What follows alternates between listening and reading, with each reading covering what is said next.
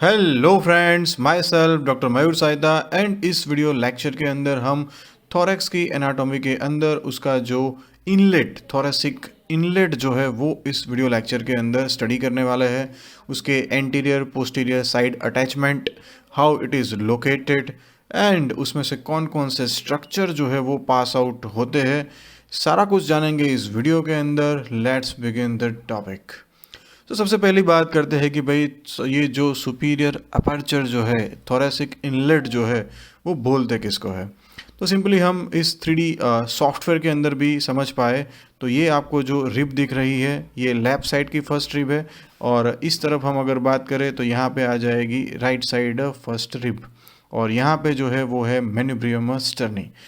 तो बेसिकली यहाँ पे जो है हमारी वर्टेब्रास जो है उसका लेवल है। तो अगर हम बात करें कि भाई थोरेसिक इनलेट जो है वो बेसिकली कहाँ से लेके कहाँ तक है, तो सिंपली हमको याद रखना है कि जो T1 थोरेसिक वर्टेब्रा है उसका सुपीरियर एंड मेन्यूब्रियम स्टर्नी जो है उसका सुपीरियर एंड, उसको अगर हम ज्वाइन कर दे तो वो जो एक प्लेन जो बनेगा, जो समतल बनेगा, उसी को हम बोल देंगे थोरेसिक इनलेट।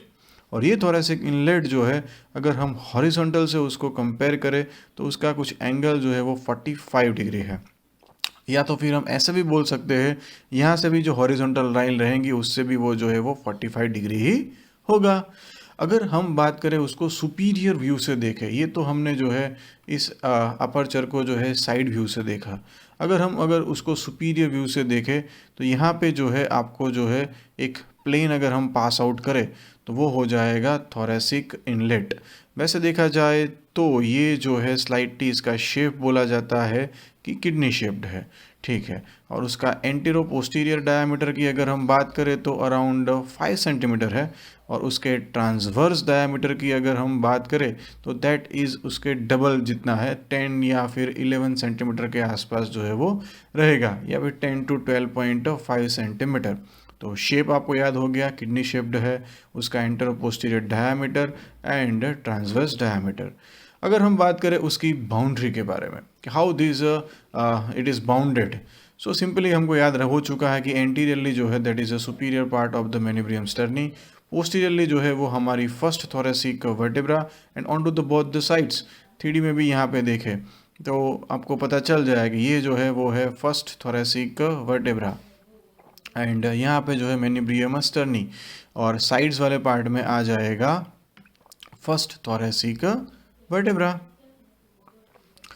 देन इसके अंदर जो फेशिया जो आता है, जो इसको कवर यहाँ पे करने का काम करता है, उसका नाम याद रखना है, जिसका नाम है सुप्रा प्लूरल मेम्ब्रेन, या तो जिसको बोलते हैं सिप्सन्स फेशिया।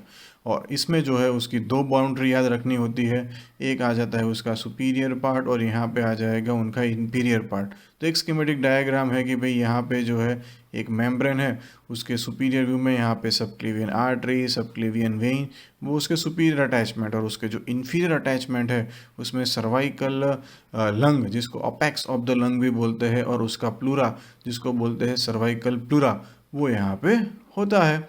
तो इस तरीके से हमको वहाँ पे जो उसका इच हाफ, दो हाफ जो है उसके दोनों साइड जो है फेशिया रहता है, जिसको बोलते हैं हम सिप्सन्स फेशिया, या फिर उसका दूसरा नाम भी याद रख लेना जिसको बोलते हैं सुप्रा प्लूरल मेम्ब्रेन। और उसका जो शेप जो है अगर आप गौर करके देखा हो तो ऊपर अपेक्स है और इस तरफ जो है उसका बेस है, इस तरीके से ट्राइंगुलर शेप है। और एमसीक्यू ये भी आता है कि it is considered morphologically as the flattened tendon of the scalenus minimus, ठीक है। तो उसके आपको सुपीरियर सरफेस के रिलेशंस याद हो गए, इन्फीरियर सरफेस के रिलेशंस जो है सिप्सन्स फेशिया के जो है वो याद हो गए। सो थोरेसिक इनलेट में ऐसे दो फेशिया है, एक होगा राइट साइड और दूसरी जो होगा वो होगा left side, right and the left. अब बात कर लेते हैं हम उसमें से कौन कौन से स्ट्रक्चर्स जो है वो पास आउट होते हैं। तो उसके लिए ये डायग्राम भी बहुत ही अच्छा रहता है। स्कीमेटिकली हम बोल सकते हैं एंटीरियर टू पोस्टीरियर भी याद रख सकते हैं, या फिर ऐसे भी याद रख सकते हैं ऑर्गन्स, आर्टरीज, वेन्स, इस तरीके से भी ट्यूब्स कौन कौन सी पास आउट होती है। अगर हम एंटीरियर टू पोस्टीरियर याद रखें it will be very much useful also in the radiology also. So सबसे आगे वाले पार्ट में जहाँ पे आपको दिखेगा रिमेनिंग ऑफ द जो है ये थाइमस ग्लैंड जो है, और दो मसल्स जो यहाँ पे याद रखने हैं वो है स्टर्नोहायोइड एंड द स्टर्नोथायरॉइड, जो कि यहाँ से पास आउट हो गए। और 3D में अगर हमको देखना है तो यहाँ पे जो है मैं प्लेटिज्मा मसल जो है उसको यहाँ से हटा देता हूँ। उसके बाद आपको यहाँ पे जो है स्टर्नोक्लिडोमास्टोइड जो है उसको भी हटा देते हैं। उसके बाद यहाँ पे दिख जाएगा स्टर्नोहायोइड मसल है, और उसके जस्ट बाजू में जो है वो स्टर्नोथायरॉइड, जो यहाँ पे मैन्यूब्रियम स्टर्नी के पोस्टीरियर से होकर थोरेसिक इनलेट से जो है वो पास आउट होते हैं। फिर यहाँ पे वेसल्स की बात करें तो यहाँ पे जस्ट इंटरनल थोरेसिक आर्टरी, दोनों साइड याद रख लेना, right and left internal thoracic arteries, as well as यहाँ की जो वेन्स है इंफीरियर थायरॉइड वेन्स जो है, जो इस एरिया में मेन ड्रेनेज करने का काम करती है ट्रैकिया में से, ईसोफेगस में से। Yes, they are the inferior thyroid veins. उसके बाद दो ट्यूब्स याद रख लेते हैं। आगे वाली जो है वो है ट्रैकिया, जिसमें सी शेप कार्टिलेज है, पीछे मसल, उसके पीछे वाले पार्ट में जो है वो ईसोफेगस। और इसके साइड वाले पार्ट में हमको याद रखना है, राइट साइड में हमको यहाँ पे मेन आर्टरी जो है वो याद रखनी है, right brachiocephalic artery. Yes, here it is brachiocephalic artery, एक ही होती है तो there is no right left, brachiocephalic artery. और लेफ्ट साइड में जो हमको याद रखना है वो आ जाएगी left common carotid and left subclavian. So इस तरीके से यहाँ पे आपको लेफ्ट साइड में ये दो हो जाएगी, राइट साइड में ये आर्टरी हो जाएगी। और वेन की यहाँ पे हम अगर बात करें तो यहाँ पे आ जाएगी लेफ्ट ब्रेकियोसेफेलिक वेन, और इस तरफ आ जाएगी राइट ब्रेकियोसेफेलिक वेन।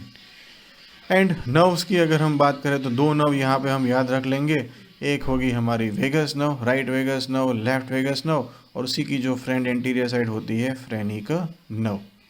ठीक है। और अगर हम पोस्टीरियर साइड जाए तो साइड्स में हमारे लंग्स है, राइट लंग, लेफ्ट लंग, उनका जो अपाइकल अपेक्स पार्ट जो है वो यहाँ पे थोरेसिक इनलेट के लेवल पे होता है। एक thoracic duct which is the largest lymphatic duct, thoracic duct, वो यहाँ से पास आउट होती है, लेफ्ट साइड एक ही याद रखना। फिर पीछे वाले पार्ट में जो है मसल लॉन्गस कोलाई, और सिंपैथेटिक ट्रंक जो है वो याद रख ले, एंड इंटरकॉस्टल आर्टरी, या राइट एंड लेफ्ट। सो इस तरीके से हम एंटीरियर टू पोस्टीरियर स्ट्रक्चर्स को अगर याद रखें तो I think that is more convenient and more easy. Yes, यहाँ पे मसल, थाइमस ग्लैंड, ये ट्यूब्स, उसके बाद इस लेफ्ट साइड आर्टरीज, यहाँ पे एक, उसकी वेन्स कॉमन, यहाँ पे दो internal thoracic arteries, vagus phrenic nerves, then यहाँ पे लॉन्गस कोलाई मसल, लंग के अपेक्स वगैरह, प्लूरा, और यहाँ पे सिंपैथेटिक ट्रंक वगैरह। सो इस तरीके से हम ये टॉपिक को यहाँ पे ख़त्म करते हैं, इनलेट ऑफ द थोरैक्स। जल्दी मिलेंगे दूसरे वीडियो के साथ। Thanks for listening.